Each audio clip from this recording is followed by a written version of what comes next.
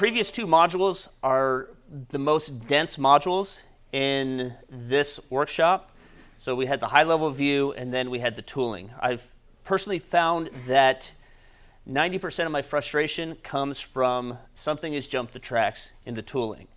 And that's something that every major framework is struggling with right now, is that JavaScript is evolving incredibly fast. I mean, look where it was, look how long ES5 existed before ES6 came down the road. I mean, it was traditionally like a 10-year release cycle, and then now it's like 2015, 2016.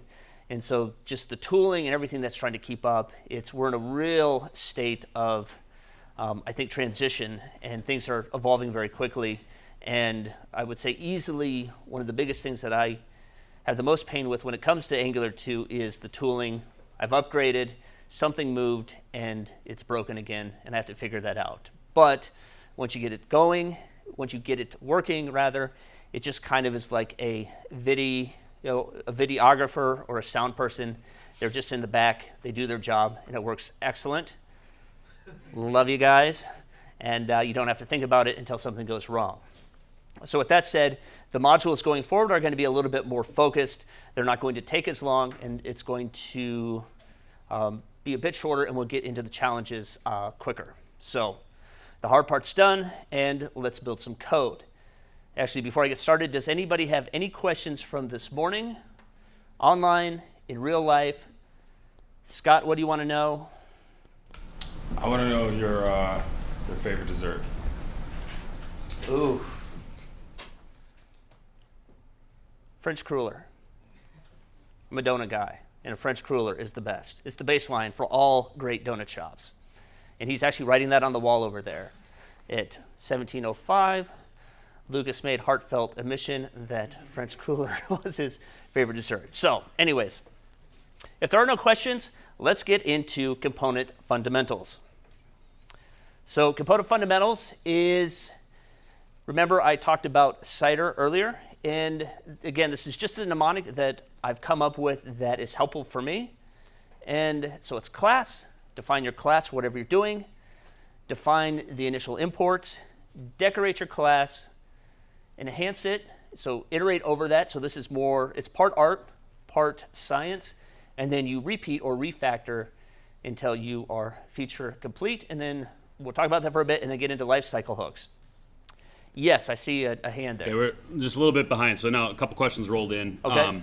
You mentioned never extracting the HTML into an external file. What if you want to use Slim? So I never said never. Never.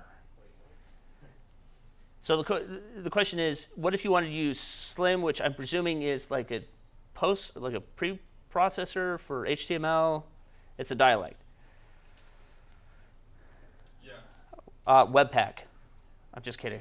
No, totally fast, lightweight. I've never used Slim, so I'm actually going to defer to Scott. But I guess the question would be like, what if you want to do Haml or some other thing? Yeah, totally break your HTML out in another file. That's why it's HTML. The sweet thing about using a bundler like Webpack is that you can import that template in at build time, therefore saving yourself a call across the network at runtime. So if you have a bundler, yeah, totally break it out in another file. And if you have Webpack, which is awesome, it will bring anything in as a string. So build it in an HTML file, whatever it is, Slim, Haml, Jade, whatever it is, compile it with Webpack, bring it in as a string, feed it to your component, and you're done. Is Angular 2 able to support different templating languages and why?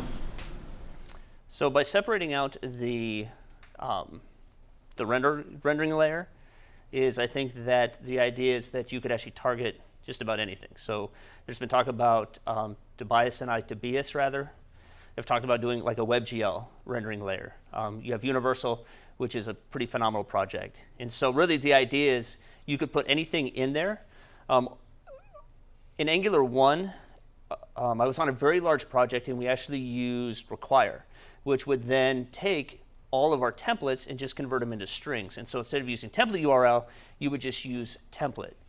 And one of the things, especially if you're going to do mobile, the most expensive operation you can do on a mobile device is actually make a remote call, because you actually have to have a handshake with your device to the cell tower, then you have to go fetch the resource, and then you got the handshake back, and it's really, really time intensive and resource intensive on your mobile device.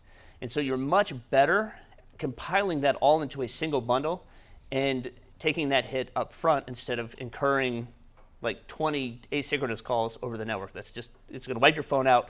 It's going to get expensive. So to that, Haml, compile it into, or Slim, compile it into regular HTML and import it as a string. Yes, sir. One thing that I've been doing is you can actually use require in components, and Webpack yes. will do it. So in your template, your component decorator for the template variable, you can do require and then give it a file name, and it'll bring that in. And That's what I've done. Yep. And then that all gets bundled. So bundle all the things and use whatever you would like, because it's all going to end up as HTML and JavaScript at the end of the day, which is, I think that's really cool, because you now have a lot of options of what do you want to do it in. And, you know, how do you want to write your CSS? How do you want to write your HTML? How do you want to do your JavaScript? Like, it all gets bundled, and as long as it ends up in the format that the browser can understand and that Angular can understand, you're good to go. And so again, the cognitive overhead of setting up tooling is a little high, especially for, you know, if you kind of have a jQuery, you know, UI design background, it's really foreign.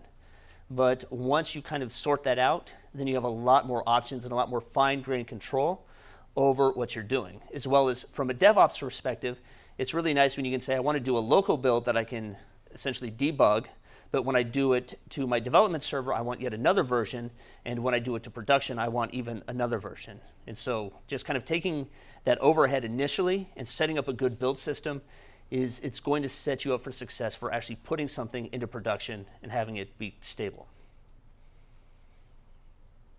Any other questions? What are the best resources for learning how to configure Webpack? What? So for me, what worked for me was very generic, but the first thing I did was I looked at the docs. Then that confused me. So then I found somebody smarter than me online, and I read their blog post, or I looked at their repo. And then what I started doing was I started picking things that worked, because build systems are very unique to the person's project that they created. So you can't really just copy and paste somebody's build system unless you are going to make your project look exactly like theirs too. So then what I did was, from what I learned from the docs and from what I knew I needed to do, I would just pick the things that worked from other blog posts and repos that I saw. And then once I was familiar with how to use Webpack, I then referenced that to how Webpack actually worked by going back to the docs. So it was a change of going to the docs and copying other people's code until I figured out what worked. And in my case, I found a seed project that just worked, which was the Webpack starter from Angular class. And I started to just kind of go through it. And because really, initially, your goal is just to get something up and running as soon as possible. And so I started with a project seed, and then I went through, some different videos like on Egghead and different things, started just reading and started to fill that in. Pete Hunt actually has some pretty good stuff out there about Webpack. And so I would say, first and foremost, find something that works and just start to play with it and see what happens when you turn this dial or this knob, or you do this, and sometimes it'll just blow up, and then you just, revert your thing or whatever, just undo it, just keep doing it. And so a lot of times I start very practical, and I would start to augment of like, well, what does ambient mean? Well, you go look it up, and then you start to fill those pieces in. But for me personally, I would say this is something you kind of have to do because every project is different. You really need to understand kind of the moving pieces and how to dial it in to your specific project. And so I'm completely on board with Scott that it's really helpful to, at an atomic level, understand what is happening. And some things like, for instance, change detection in Angular or something, you can use Angular and not understand that, and you're still okay. For instance, I digest food and I don't have to worry about what's happening or how it's happening, thank God. But with a build system, I think it's really important to understand specifically the pieces, why they're there, and what's going on. Because I had a situation where I built a gulp script for somebody, and somebody moved the home or the index.html page into another directory, And because this individual I gave it to did not understand the pieces, the build was completely broken and he couldn't figure it out. So what I had to do is I just went into my config block and I said, oh, just point to the actual index.html and you're good to go. And so that's a case of, had he understood, like, oh, it's looking for my index page here, it's actually over here, this is why the build is breaking. So, in this case, experience is the greatest resource. Trademarked. I need a t-shirt that says that. Next question. I'm caught up here. You're caught up? Scott, are you caught up? Yes. All right. So we're just going to talk about CIDER, and we'll see some lifecycle hooks, and possibly even see how to write a test in Angular 2 for a component. I'm not as brave as Scott for live coding, and so I very rarely have YOLO moments when I'm in a public forum like this, but we're friends, and so we'll see.